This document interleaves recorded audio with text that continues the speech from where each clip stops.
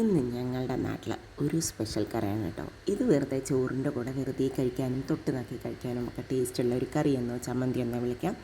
അതിനായിട്ട് mixed blender എടുക്കുക, അതിലേക്ക് കുറച്ച് അരക്കപ്പ് തേങ്ങ ഇട്ട് കൊടുക്കാം. പിന്നെയാണ് നമ്മളുടെ പ്രധാനപ്പെട്ട ഐറ്റം ചേന വേവിക്കൊന്നും വേണ്ട. ഒരു 6-7 പീസ് ചേന, ആവശ്യത്തിന് എരിവിന് ആവശ്യത്തിന് പച്ചമുളകും, പിന്നെ ഒരു പീസ് 1 ഇഞ്ചിൻ്റെ വലുപ്പത്തിലുള്ള ഇഞ്ചി ചെറുതായി അരിഞ്ഞതും, ഒരു നെല്ലിക്കയുടെ വലുപ്പത്തിലുള്ള പുളി, പിന്നെ ഇട്ട് കൊടുക്കുന്നത് ഒരു 1/2 പീസ് ശർക്കരയും ആവശ്യത്തിന് ഉപ്പും കരിവേപ്പിൻ്റെ ഇലയും കൂടി ചേർത്ത് നമ്മളതിനെ ഒന്ന് ചതച്ചെടുത്തിട്ട് വരണം ആദ്യം. ഇതാ അപ്പോൾ ചതച്ചെടുത്ത് വന്നിട്ടുണ്ട്. ഇനി ആവശ്യത്തിന് വെള്ളം ഒഴിച്ച് അരച്ചെടുക്കുക. തരിതരിപ്പായിട്ട് വേണം അരച്ചെടുക്കാനായിട്ട്.